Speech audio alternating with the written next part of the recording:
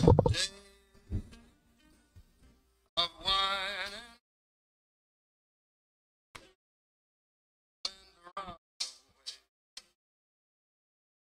child Frank Sinatra. the meadow to water close. Okay, when you hear that music, you know it's only one thing. It's the Grapefully Yours Wine Show coming from the studios of InsideLowell.com. And I'm Jim Campanini, the wine novice, the host of this brilliant show, right? Right. And my co-host is mio caro amico, my dear friend, the wine butler, Mike Pigeon. Happy day. How you doing today, Mike? Very well. Thank you, Jim. You drink any good wines during the week? Oh, a couple. Yep. It's Yeah? always good.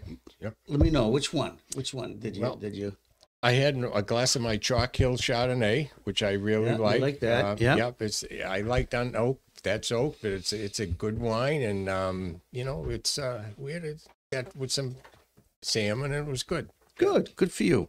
Now, today on this show we talk everything wine. Okay, and we're going to look at the difference between oaked and unoaked Chardonnay. The difference. The influence oak has on the different wines. I told you the last show, to go out and buy, if you could, a bottle of unoaked Chardonnay. This is the one that I recommended. Pam's Unoaked Chardonnay from California. And then we also have the Bogle Phantom Chardonnay, which also comes from California. We'll look at that. But first, before we get started, I have a quote of the week for Mike. This is a regular segment. And Mike, now you've done a lot of reading, done a lot of wine tastings and stuff like that. Okay. Who said this? Okay. What I like to drink most is wine that belongs to others. Well, I know I've said it to you a few times. Hey, your cash I'll carry. I want to advance to be the dinner butler also, and that should carry forth there. I want the wine and the dinner, but yeah. Well, that quote I found it. It came from Bacchus, the Italian god of wine, fictitious, I believe, and we could say it came from every one of the friends that I have. They always want to get into the wine novice's wine cellar. Oh. But I remember a couple of years ago when I had a wine tasting for my Cambodian friends, and I don't want to say who some of them are because they're in prominent politics, in the city of Lowell. And while I was talking upstairs, a couple of them snuck down into the wine cellar, started opening the Amarone. I don't know about that. I've been in your wine cellar, beautiful bottles, but I noticed there's no wine opener down there. So I don't think you have to worry too much. All right. So let's begin. Oak versus unoaked Chardonnay. Okay. What's better in your mind? Do you have any preference at all? Well, what's better for the people? Those that like oaked will always like oaked, and a lot more people I think have had oaked than have asked for unoaked. But if you try an unoaked, wow, I like it. It really lets the personality of the Chardonnay grape show on its own, and there's so many to choose from.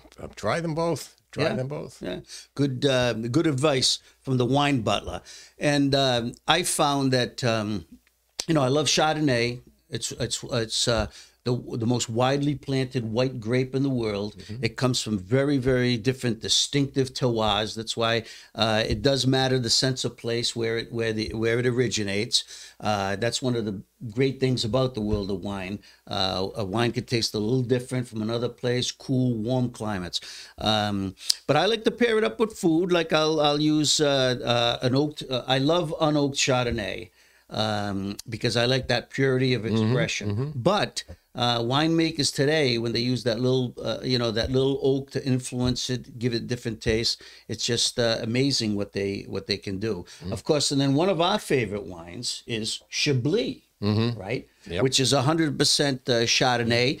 It comes from north of Burgundy, in a special area where there's limestone soils and minerality in that wine. You like Chablis. I love it, but for a lot of people, and I'm one of those people that doesn't have that much disposable income, a good Chablis, I find I have to go $20, $25 a bottle.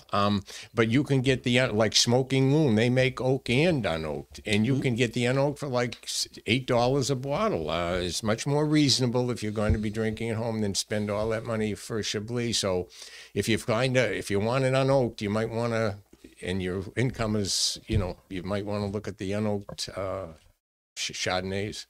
Okay, well, I'm going to leave it up to Mike to show off these wines. You might want to uncap that unoaked. We already took the cork out of the bogle, but first of all, for you wine novices out there like myself, and I still call myself a wine novice because I continue to learn, even though I have my Italian wine scholar certification.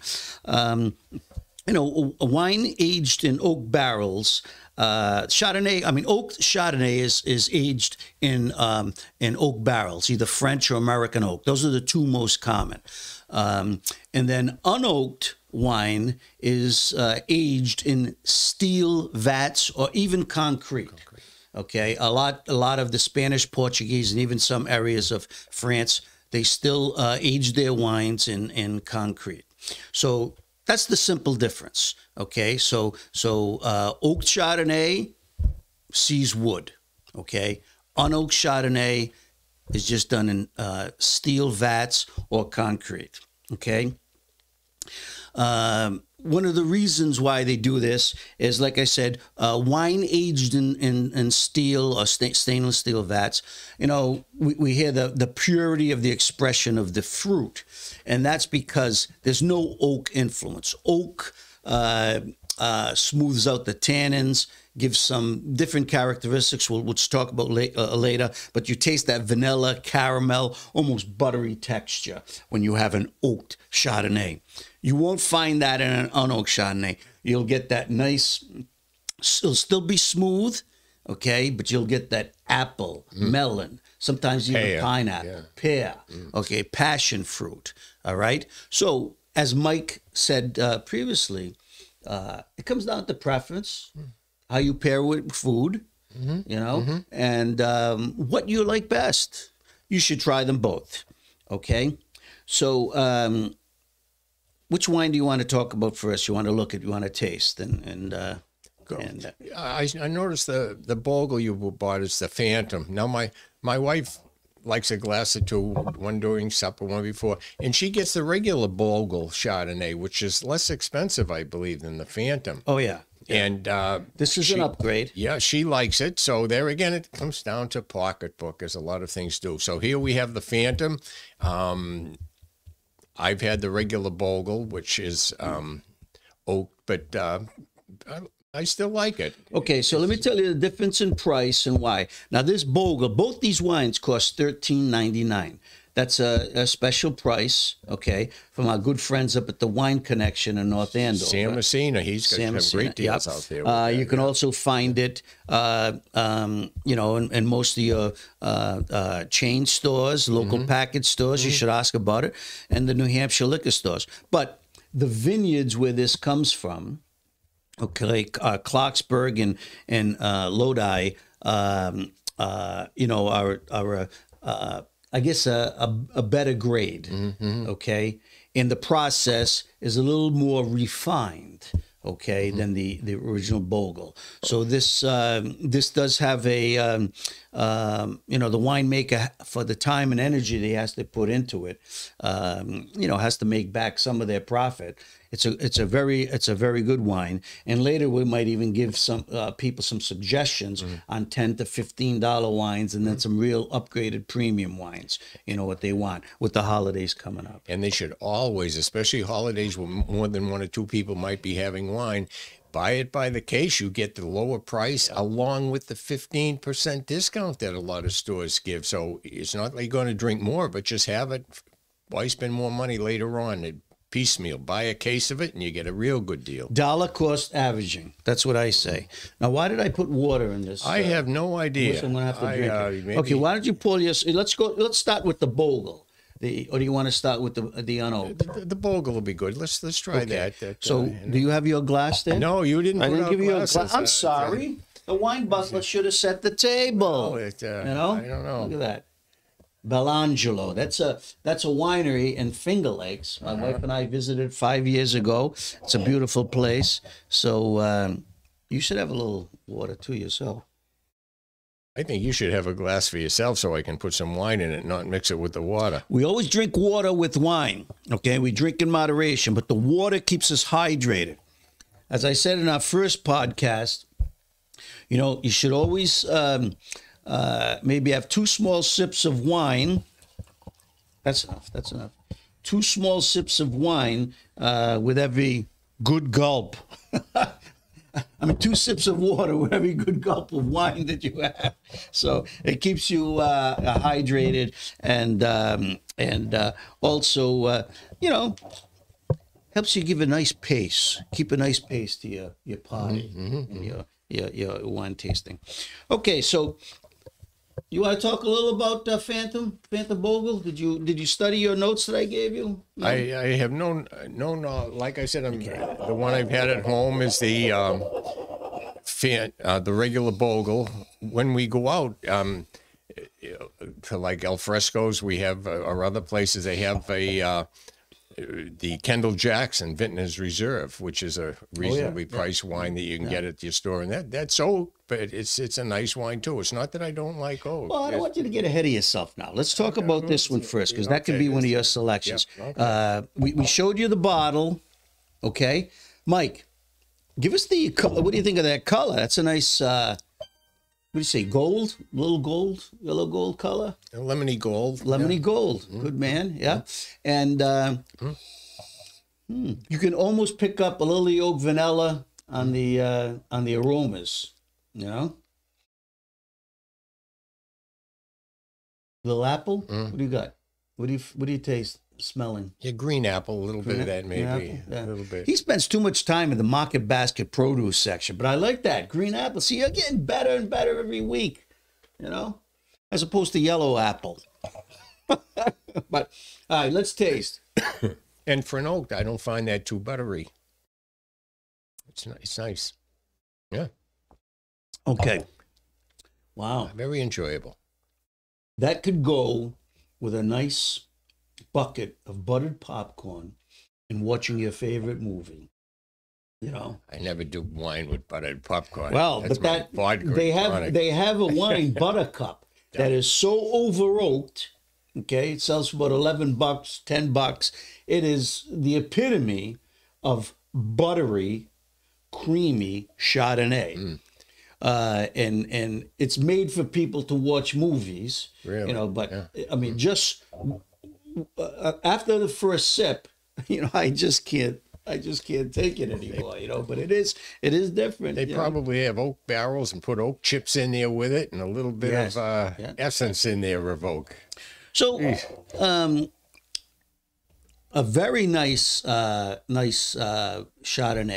and if you like some of that, those characteristic flavors with the little caramel, vanilla, the oakiness of it, this is not overdone. I say it's pretty good balance because it's got some nice acidity. You feel that mouth watering in the back of your throat before you swallow. What do you think about the finish?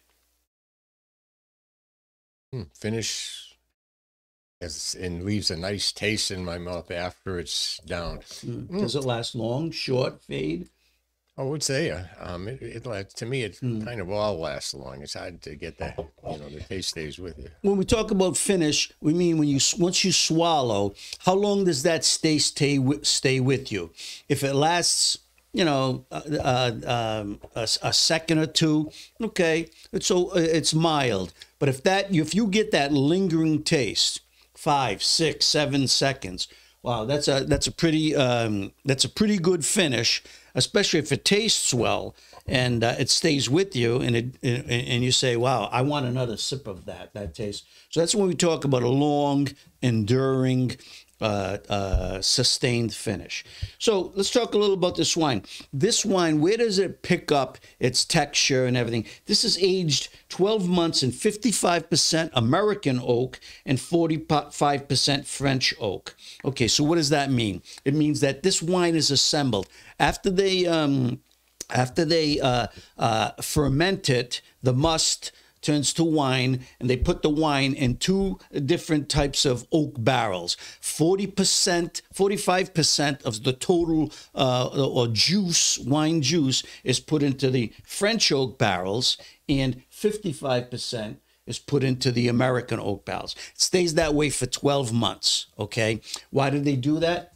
They try to get this balance. American oak is known for imparting greater flavors, more intensity, okay, with the vanilla, the oakiness.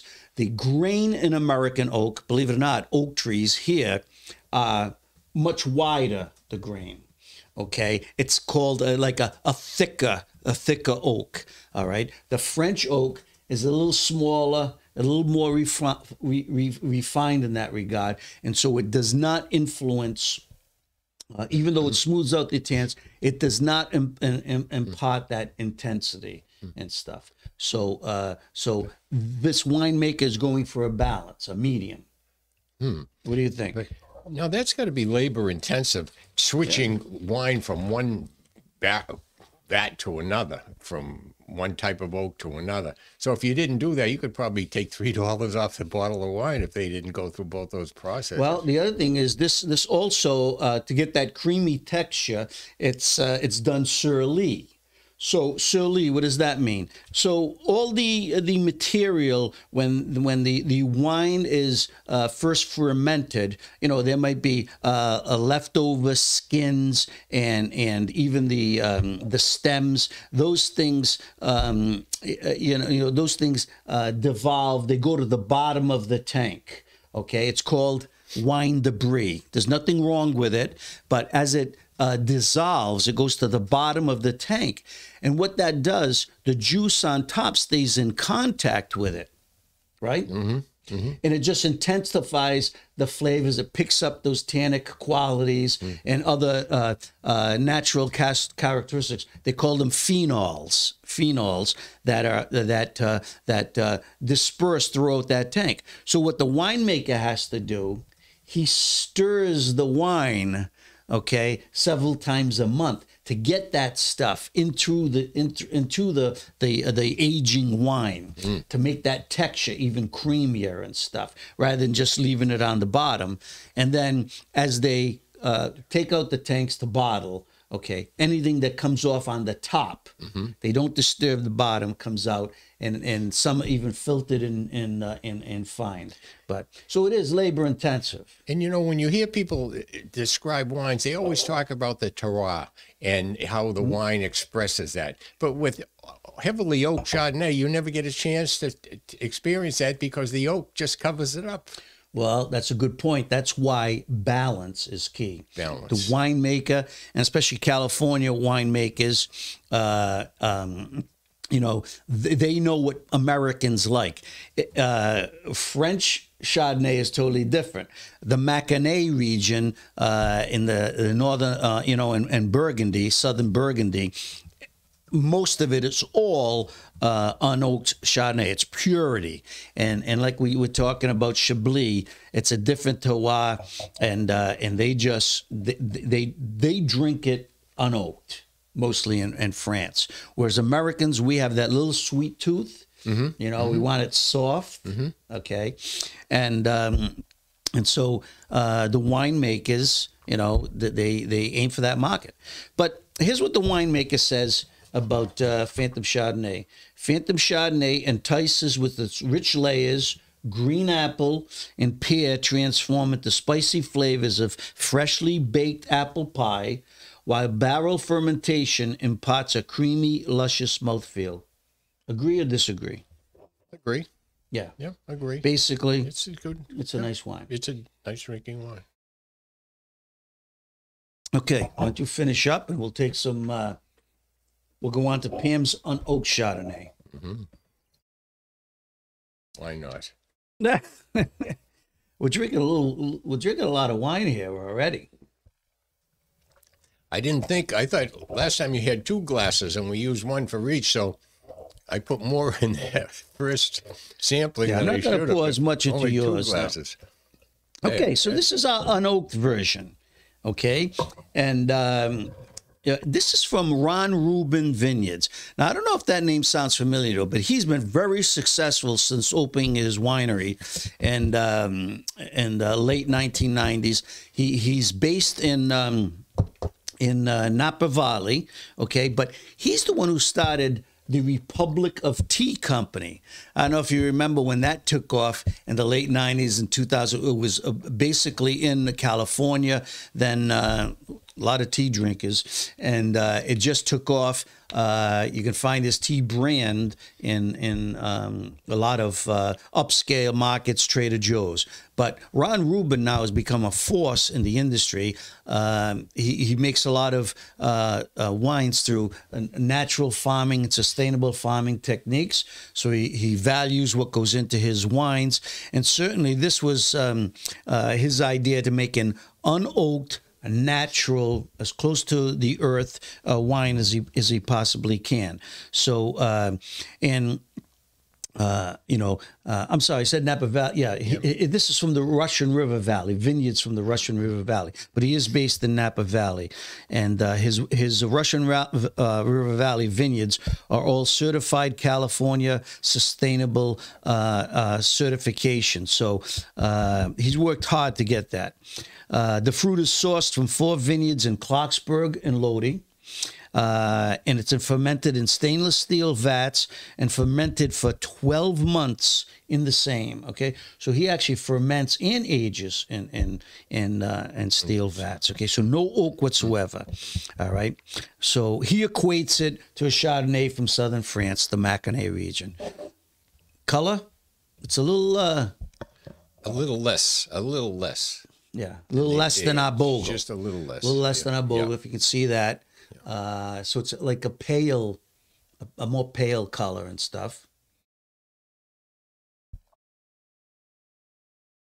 The aroma is a little, I thought it'd be a little more expressive. But I detect a little lemon and citrus in there. But is the acidity a little higher? It tastes like. Let's see. Well, there's actually less alcohol in this wine, 12.5% than the other. The other was 13. 13. Yeah. So.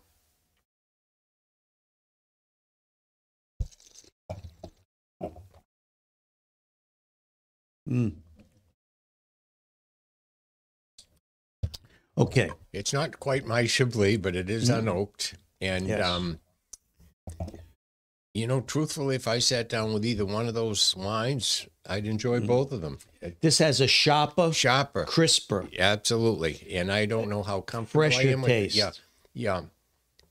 And a more mouth-watering on the finish. You could feel in back of the tongue, that acidity, which is really nice.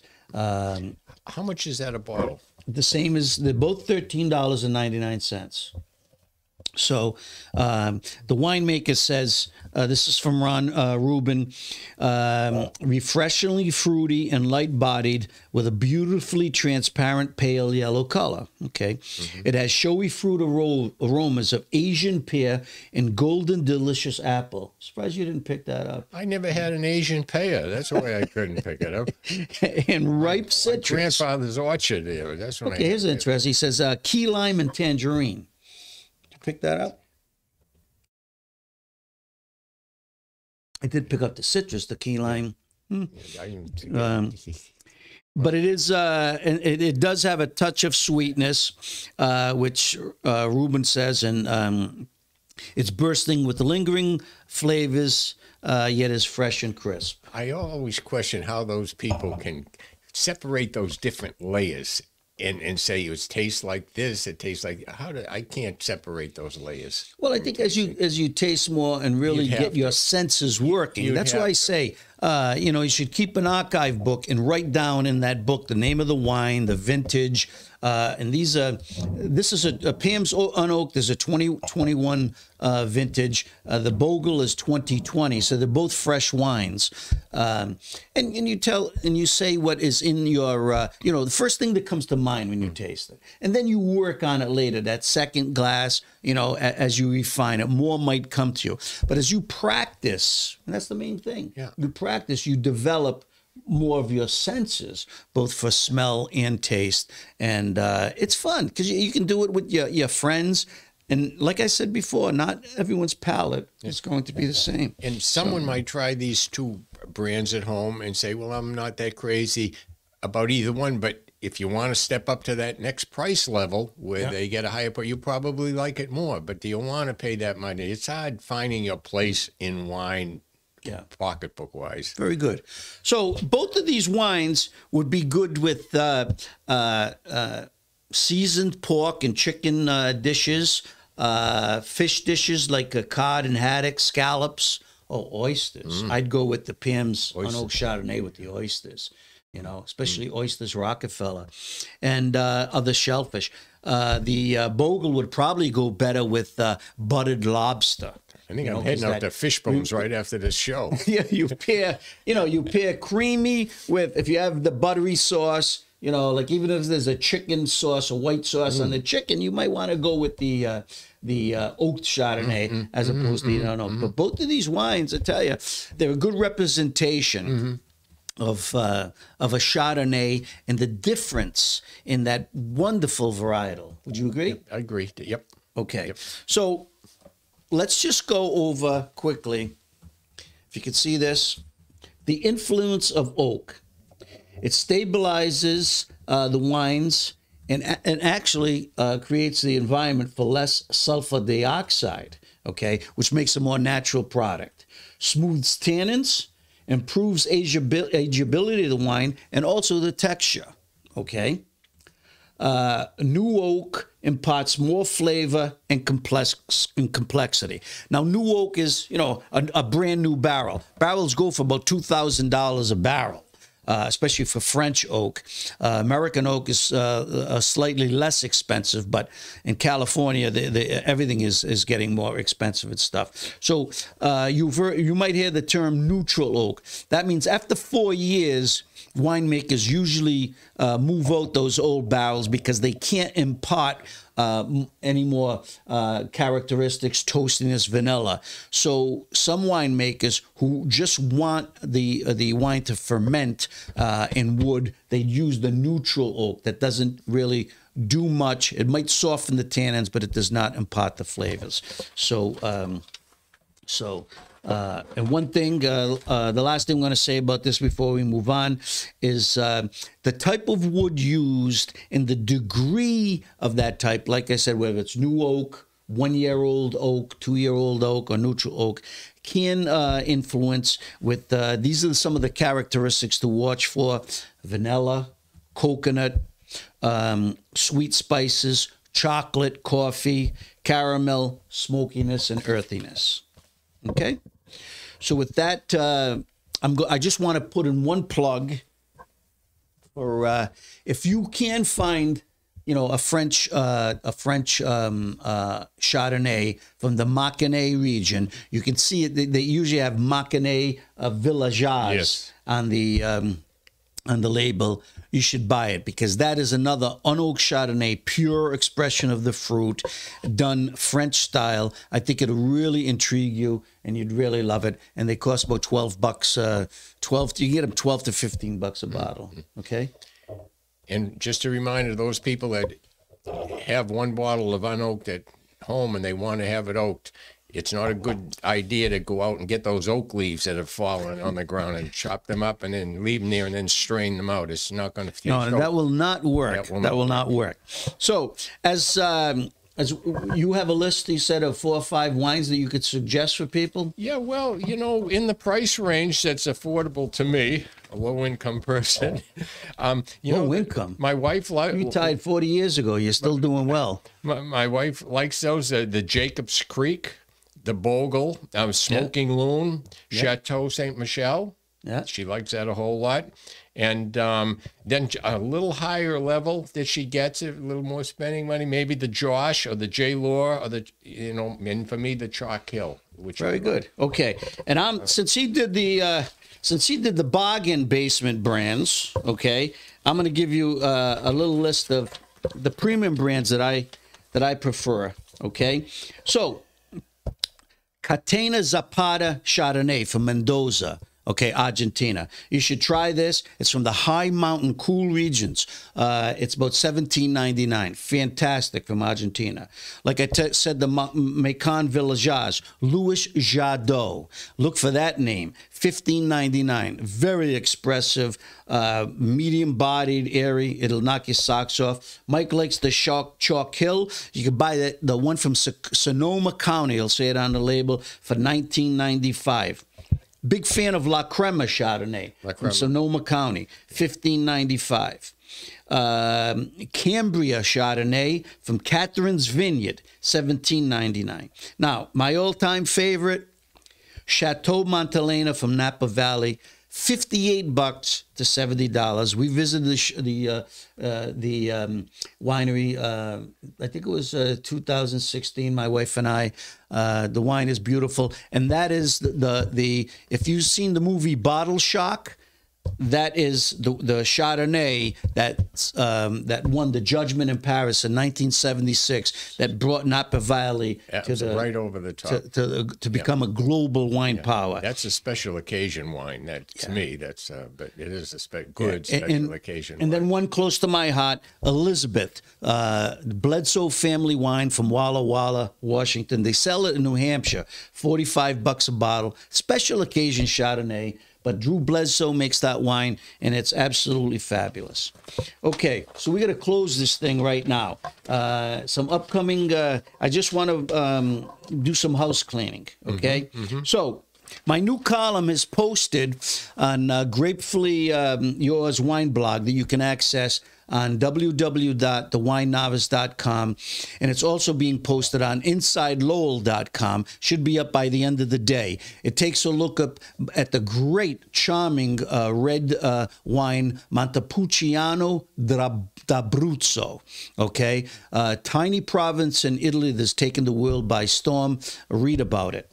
Okay, these are 8 premium wines. The wine butler and I tasted them at an exclusive event at the Rochambeau restaurant on Boyle Street in Boston 3 weeks ago, and we were just blown away. It was fantastic. There's a lot of photos in there you'll enjoy.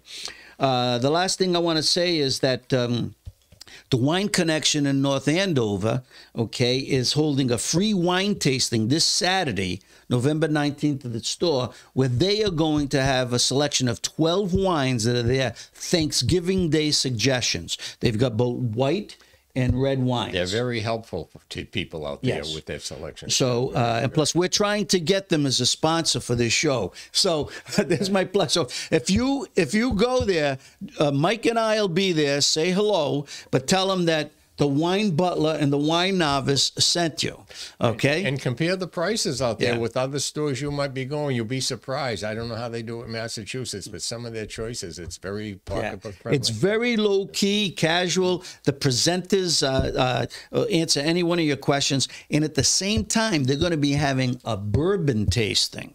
So for those of you who might dabble in wine but really like bourbon, they're going to have a bourbon tasting also. That's 1 to 5 p.m. Saturday. They're at the First and Main Plaza. And there will be no designated drivers available. You bring your own.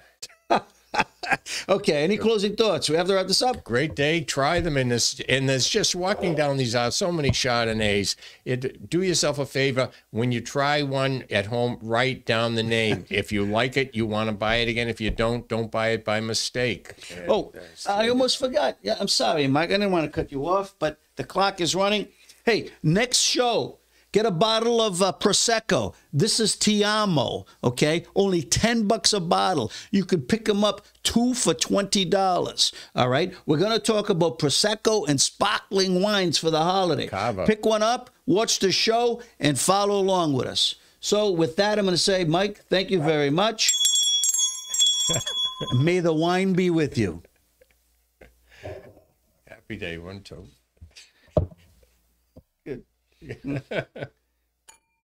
I thought you were going to pour wine up my